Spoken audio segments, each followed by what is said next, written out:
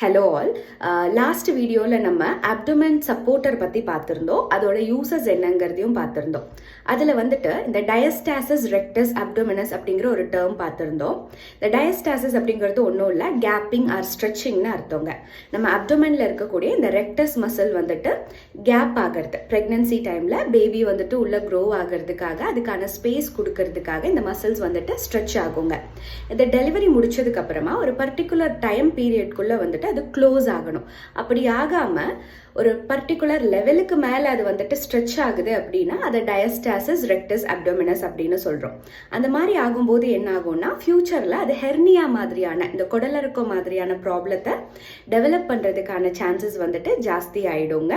இன்னொன்று quality of லைஃப்பும் வந்துட்டு affect ஆகும். ஒரு பர்டிகுலர் ஏஜுக்கு மேலே வந்துட்டு உங்களுக்கு அந்த செப்பரேஷன் வந்துட்டு நிறைய பேருக்கு இருக்கும். அதையுமே வந்துட்டு ட்ரீட் பண்ணுறது தேவையானது தான். Not only immediately after the delivery கிடையாது. ஒரு ஏஜுக்கு மேலேயும் அந்த மாதிரியான ப்ராப்ளம் இருக்குன்னா யூ ஹாவ் டு கரெக்ட் இட்ங்க. ஒரு கேப் மாதிரி வந்துட்டு ஃபீல் பண்ணுவீங்க. நிறைய பேருக்கு அந்த வயர் வந்து ஒரு கோன் மாதிரி ஷேப்பில், சென்டரில் வந்து ரொம்ப லூஸாக வந்துட்டு ஒரு டோம் ஷேப்பில் வந்துட்டு இருக்கிற மாதிரி எல்லாம் இருக்கும். அதை எல்லாமே வந்துட்டு ப்ராப்பராக வந்துட்டு அசஸ் பண்ணி ட்ரீட் பண்ணணுங்க. இதில் you will get a idea. இது பிக்சர் பார்க்கும்போது இது பாருங்கள். இந்த அப்டோமன் மசில்ஸ் வந்துட்டு நம்ம பொதுவாக வந்துட்டு அந்த 6 பேக் மசில்ஸ்ன்னு சொல்லுவோம். அதுதான் வந்துட்டு ரெக்டஸ் மசில்ங்க. இதில் இந்த நேவல் லெவலில் கேப்பிங் ஆகிறது, or below the navel level or above the navel level, இந்த மாதிரி இல்லை ஹோல் லென்த்லேயும் வந்துட்டு நமக்கு இந்த கேப்பிங் ஆகிறது. இந்த மாதிரியான நிறைய இந்த டைப்ஸ் இருக்குங்க டயஸ்டாசிஸில், எந்த லெவலில் இருக்குன்னு. ஆனால் ட்ரீட்மெண்ட் ப்ரொசீஜர் ஒவ்வொன்றையும் பொறுத்து அந்த பர்டிகுலர் ஏரியாவை வந்துட்டு ஃபோக்கஸ் பண்ணி நம்ம ஒர்க் பண்ண வேண்டி இருக்கும்.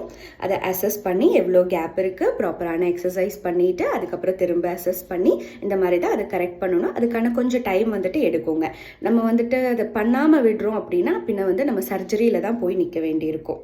இந்த ஹெர்னியா எப்படி டெவலப் ஆகும்னா, அந்த மசில் அந்த கேப்பில் வந்துட்டு உள்ளே இருக்கக்கூடிய அப்டோமென் கண்டென்ட் இந்த இன்டெஸ்டைன்லாம் பார்த்தீங்கன்னா இப்படி வெளியே தள்ளின மாதிரி ஆகும்.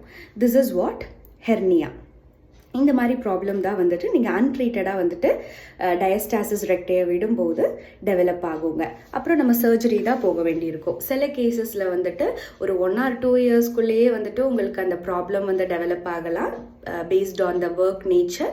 சில கேசஸில் வந்து ரொம்ப வருஷம் ஒன்றும் தெரியாது, ஒரு பேக் பெயின் இருக்குது, அப்டோமென் பெயின் இருக்குது, ஒரு டிஸ்கம்ஃபர்ட் இருக்குது, ஹெவியாக இருக்குது, இந்த மாதிரியான சிம்டம்ஸ் மட்டும் ஃபீல் பண்ணிகிட்டு இருப்பாங்க. லேட்டராக என்ன ஆகும், ஒரு ஸ்டேஜில் வந்துட்டு இது கொஞ்சம் டெய்லியுமே ஒரு ப்ராப்ளமாகவே இருக்குது அப்படிங்கிற மாதிரி வந்துட்டு போய் செக் பண்ணி பார்க்கும்போது தான் வந்துட்டு ஹெர்னியா மாதிரி டெவலப் ஆகிருக்கலாம். ஸோ இந்த மாதிரி காம்ப்ளிகேஷன்ஸை ப்ரிவென்ட் பண்ணுறதுக்காக டெலிவரி முடித்த உடனேயே வந்துட்டு ஒரு 45 days, ஒரு 3 months, 6 months அந்த மாதிரி டைம் பீரியடில் வந்துட்டு அட்லீஸ்ட் பிகினிங்லேயே பார்த்தா நமக்கு வந்து ட்ரீட் பண்ணுறது ஈஸி.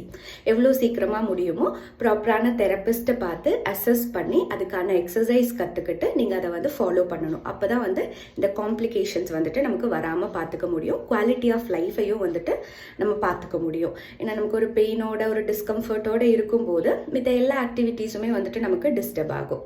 அதை கரெக்ட் பண்ணினா தான் நமக்கு நல்ல ஒரு லைஃப் ஸ்டைலை வந்துட்டு மெயின்டைன் பண்ண முடியுங்க.